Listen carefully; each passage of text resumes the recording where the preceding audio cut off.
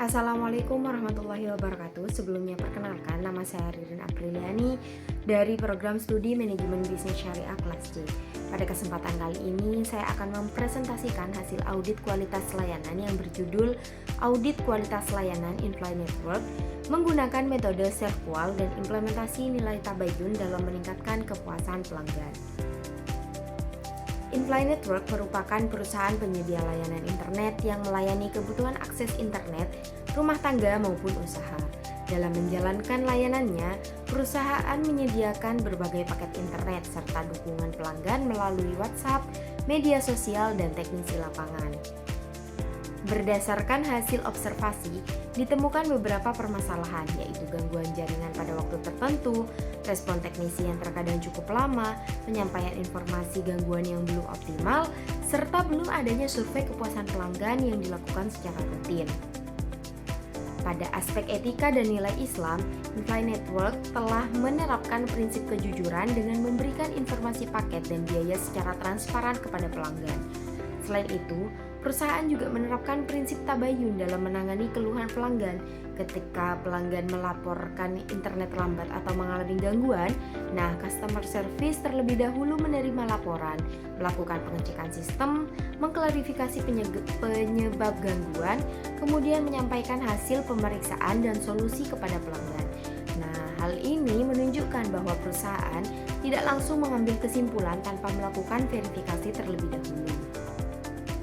Selanjutnya, pada aspek teknologi informasi, In-Flight Network telah menggunakan database pelanggan, WhatsApp Business, sistem monitoring jaringan, media sosial, dan sistem pencatatan tiket gangguan. Namun, untuk meningkatkan kualitas layanan, perusahaan itu disarankan untuk mengembangkan aplikasi pelaporan gangguan, dashboard status jaringan secara real time, sistem CRM atau Customer Relationship Management, serta chatbot WhatsApp yang otomatis. Untuk mengukur kualitas layanan, penelitian ini menggunakan metode SERVQUAL yang terdiri dari 5 dimensi, yaitu tangibles, reliability, responsiveness, assurance, dan empathy. Survei dilakukan kepada 30 pelanggan menggunakan skala Likert 1-5. Hasil analisisnya menunjukkan bahwa seluruh dimensi memiliki nilai gap negatif. Gap terbesar terdapat pada dimensi reliability dan responsiveness dengan nilai minus 0,80. Hal ini menunjukkan bahwa pelanggan masih belum puas terhadap kestabilan jaringan internet dan kecepatan respon perusahaan dalam menangani gangguan. Berdasarkan temuan tersebut, disusun strategi service recovery atau pemulihan layanan.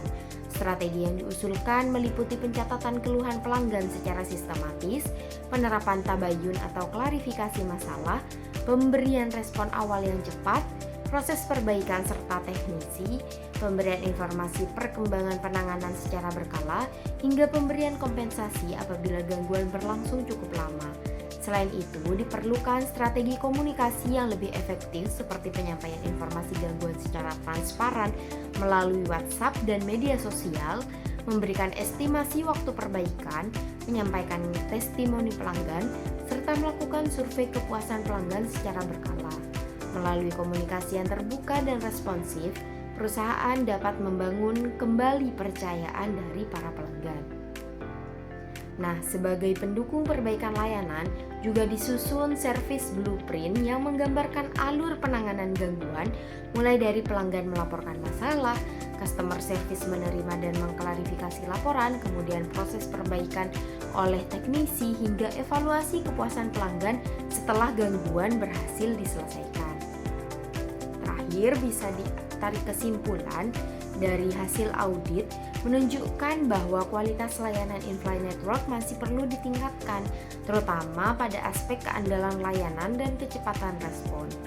Melalui penerapan service recovery yang terstruktur, pemanfaatan teknologi informasi, serta penerapan nilai Islam seperti kejujuran dan tabayun, In-Flight Network ini diharapkan bisa meningkatkan kepuasan dan loyalitas pelanggan serta menjaga keberlanjutan bisnis di masa depan. Mungkin hanya itu yang bisa saya sampaikan, kurang dan lebihnya saya mohon maaf.